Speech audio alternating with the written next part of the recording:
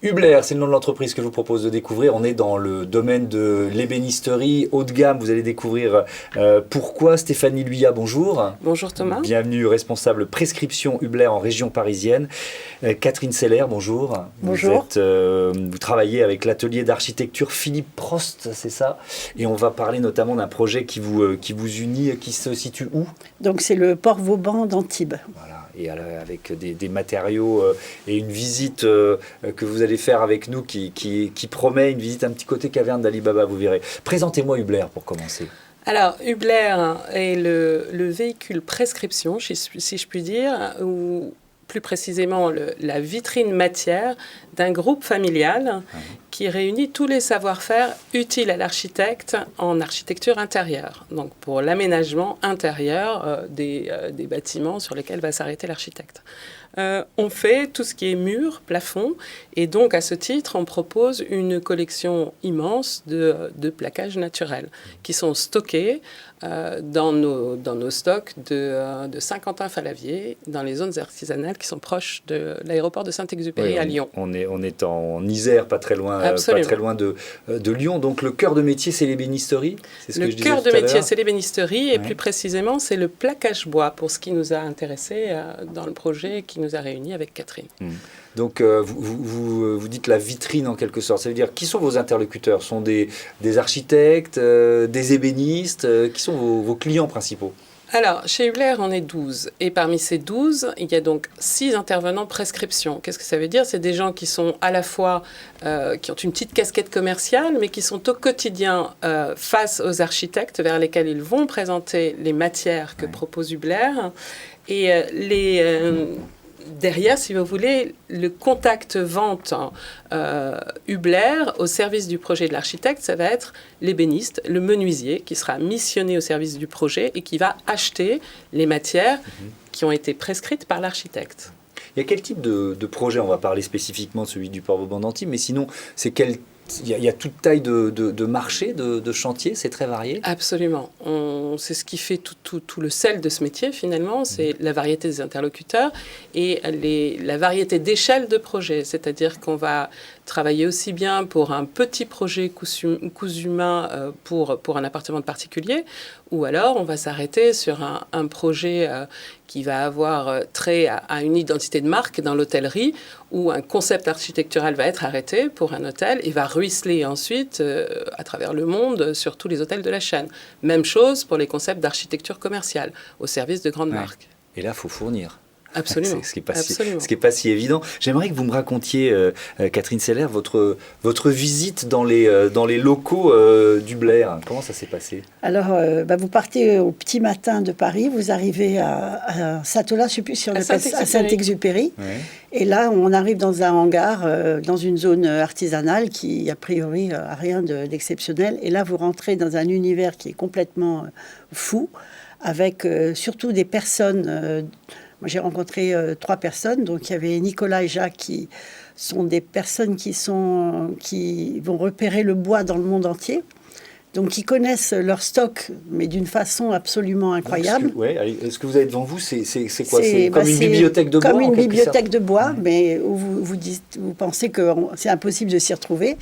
Et vous avez affaire à ces 2 personnes, donc Jacques et Nicolas, qui connaissent parfaitement tout leur stock.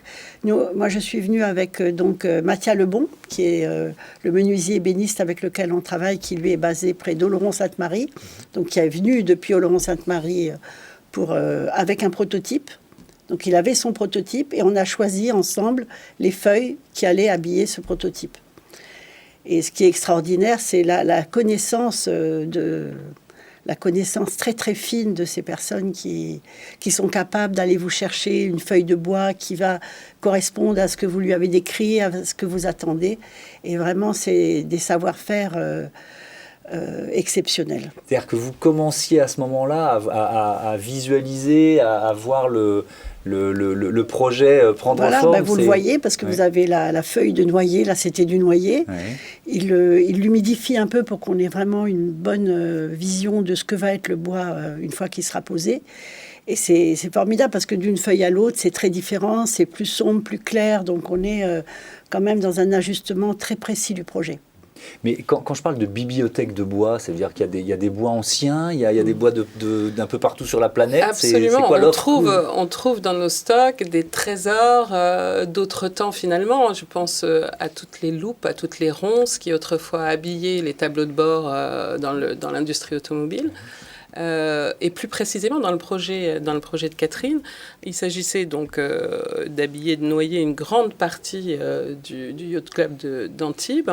Et donc, il est bien évident qu'il est important dans les zones de circulation, notamment que la flamme du bois sur les panneaux soit suivie, qu'elle soit ensuite reprise de manière cohérente et esthétique, bien évidemment, sur l'habillage des dalles acoustiques, mais aussi sur les portes. Donc, ce qui s'était passé, c'est que Jacques et Nicolas avaient préparé un grand nombre de billes de noyer, et on les a étalées devant Catherine et Mathia pour très précisément, feuille à feuille, et enfin, section du projet par section du projet, on pensait aux portes, on pensait aux panneaux muraux, on pensait au plafond, choisir chaque feuille. Au final, on a isolé 2 billes et demi à peu près. C'est quoi une bille?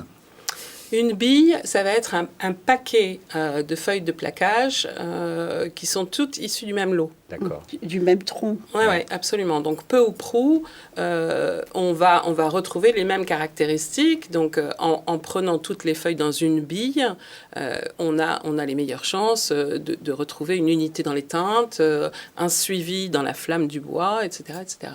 Qu'est-ce que ça peut vous apporter par rapport à d'autres chantiers auxquels vous aviez participé, ou des recherches un peu similaires? Qu'est-ce qu'il y avait de plus?